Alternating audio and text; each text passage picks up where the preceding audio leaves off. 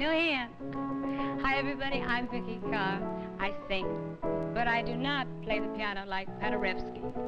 Believe it or not, that's who's playing this piano right now. This is a 1923 performance by the immortal Ignace Jan Paderewski, interpreting Chopin's Polonaise, just as if he were here today, playing this golden piano with invisible hands. There is no intermediary, such as a phonograph. You're seeing and hearing this piano recreate Paderewski's performance of half a century ago, with none of the nuances lost or changed. But you know, this reproducing piano is just one of the inventions you'll hear today, all played by invisible hands of fine musicians.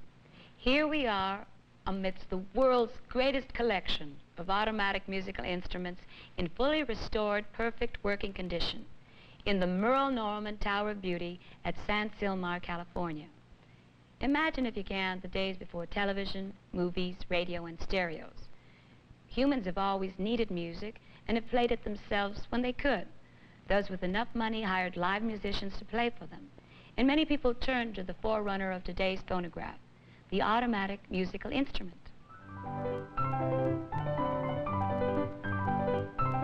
Middle-class parents saved for years to buy a player piano so their families could enjoy good music. And emperors and queens and multimillionaires bought full reproducing pianos like this one, or miraculous orchestrations, which I'll show you later. Let's see how these instruments worked. Paderewski signed each piano roll after he cut it. Then, on this full expression piano, it reproduces not only all the notes he played, but also all the complex expressions of tempo, phrasing, and dynamics that make each musician's performance unique. This brass track has 80 holes representing individual piano keys. If a perforation in the piano roll corresponds to a hole in this bar, it will play that piano key.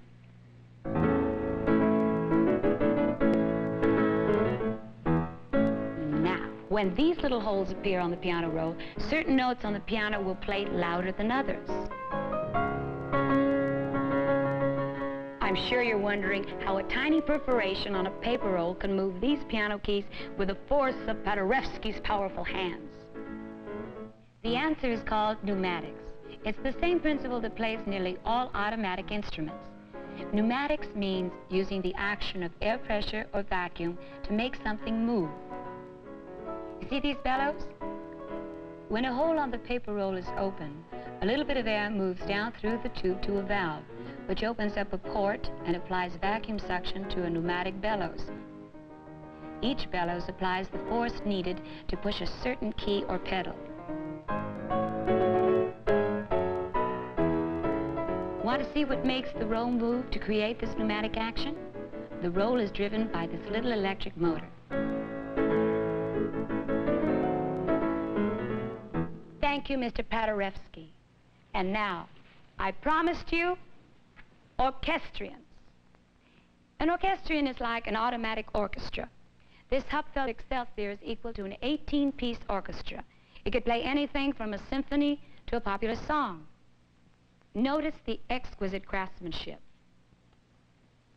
Every item in the Muriel Norman collection was chosen for visual beauty as well as musical quality. This orchestrion took 3 years to make and was completed in 1926. A few years later, production of important orchestrions ended completely. And today, most Americans have never even heard of them. You can choose from 10 different rolls at a time, just like a jukebox. In fact, when Americans stopped making orchestrions, the biggest companies switched to jukeboxes. These are real accordions, which could be taken out and played by hand. This orchestrion uses 20 of those black pipes to represent the sound of one oboe. Each pipe plays a different oboe note. And there are several hundred pipes here. Watch this. My hand is covering up this little hole that makes the drum beat. Now, I pull my hand away from this hole and let air move through to the pneumatic bellows. See? Kind of sounds like the natives are coming, aren't they? They're here. This orchestrion played for 40 years in a restaurant in Holland, and boy, did it have fun. People came from all over Europe to see and hear it. Couples used to hold hands to its music or dance. But now we're going to try something different. I don't think it's ever been done in the movies before. A singer for the first time is going to sing with an orchestrion. Music, Mr. Hupfeld, please.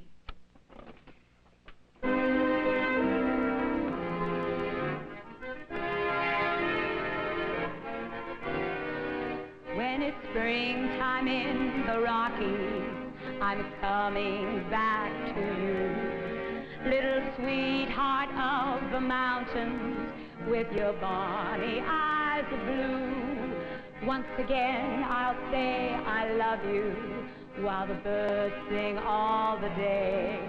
When it's springtime in the Rockies, far away.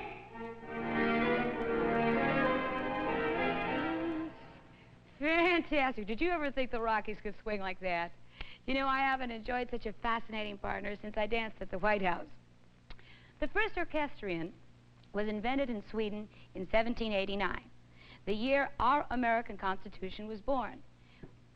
Beethoven, he composed music especially for an orchestrion, and the crowned heads of Europe all hurried to buy one. This is why.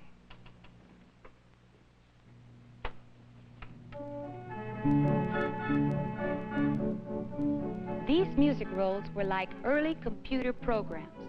In fact, the first big American computer company took over an orchestrion factory and used its expert workers to make computer logic systems. Look at these huge bellows that pump air, and they create a vacuum for this entire orchestrion.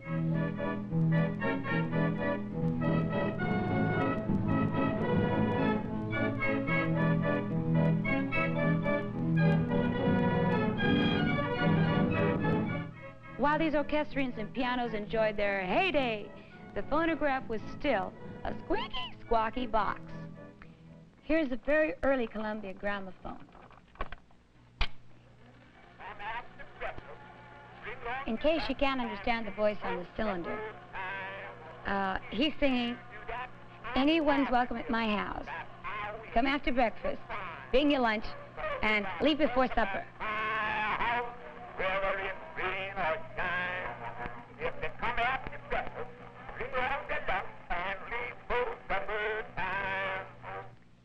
And now, let's look at some of the earliest automatic music makers.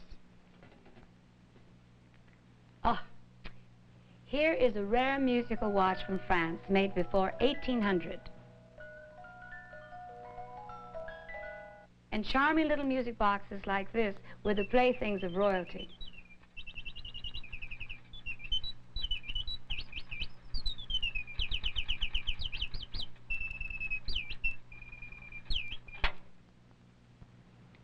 In ancient times, automatic pipe organs were programmed to play simple tunes by placing pins in a pattern on a revolving barrel. Then came the music carillons in churches, which used the same principle to play church bells. Protruding prongs on a revolving cylinder were the heart of this 1880 music box. These pins plucked the teeth of two identical combs for twice as much sound as you'd get from one comb. I wondered why a cosmetic company like Merle Norman displays music instead of makeup. And they explained that these instruments symbolize dedication to excellence and beauty and craftsmanship. And a company should strive for those goals too. And now let's return to a really special piano. It was presented to Emperor Franz Joseph, ruler of the Austrian-Hungarian Empire, on the 50th anniversary of his reign.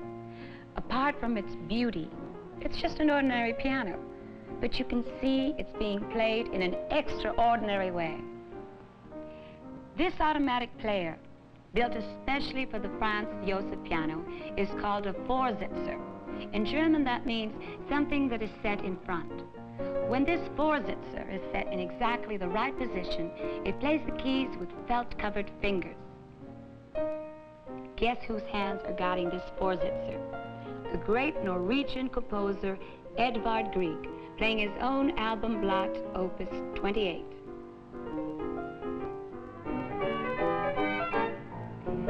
Now, here's an orchestrion made in 1921 right here in America.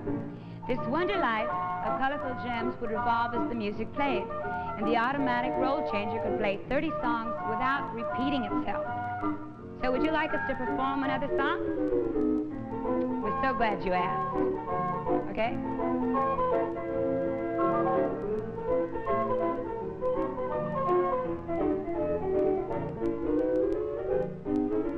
Fascinating rhythm, you got me on the go. Fascinating rhythm, I'm all a-quiver. What a mess you're making, the neighbors want to know why I'm always shaking just like a flivver. Each morning I get up with the sun, start a-hopping, never stopping, to find at night no work has been done. I know it didn't matter, but now you're going wrong. When you start to patter, I'm so unhappy. Won't you take a day off, decide to run along somewhere far away off and make it snappy? Oh, how I long to be the one I used to be. Fascinating rhythm, oh, won't you stop picking on me? Thank you, thank you. And now let's look at some other instruments that entertained our grandparents. Now let me show you what a nickel could really get you in the good old days.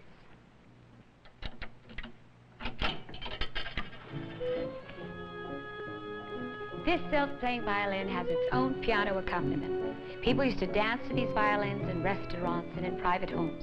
You see, that's a real violin. Each string is stopped at the correct interval by electromagnetically controlled fingers. The bowing action of a human artist is duplicated by these 4 rosin celluloid discs that revolve and play 1 to 4 strings at a time. Would you believe? Aha! Now here's an automatic banjo. These 4 banjo strings are plucked by tiny little fingers. Little leather-covered buttons stop the strings along the fret at the correct spot. This paper roll calls the tune. These banjos, oh, they were popular around the turn of this century, but they're very rare today.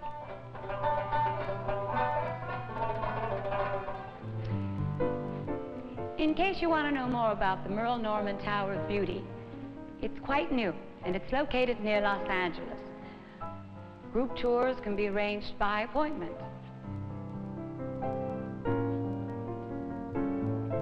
This Grand Salon displays some of the world's loveliest classic automobiles, all in restored driving condition. Each car here is able to drive out for a spin at any time. Another example of functional fine art created in a spirit of excellence and elegance. This Avion Voisin touring car once belonged to Rudolph Valentino. Now back to the Golden Steinway and the invisible hands of Paderewski.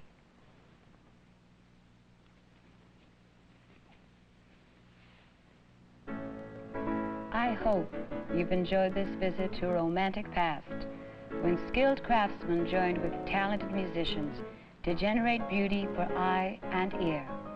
They devoted their art to the vision of the poet who proclaimed, music, the greatest good that mortals know, and all of heaven we have below.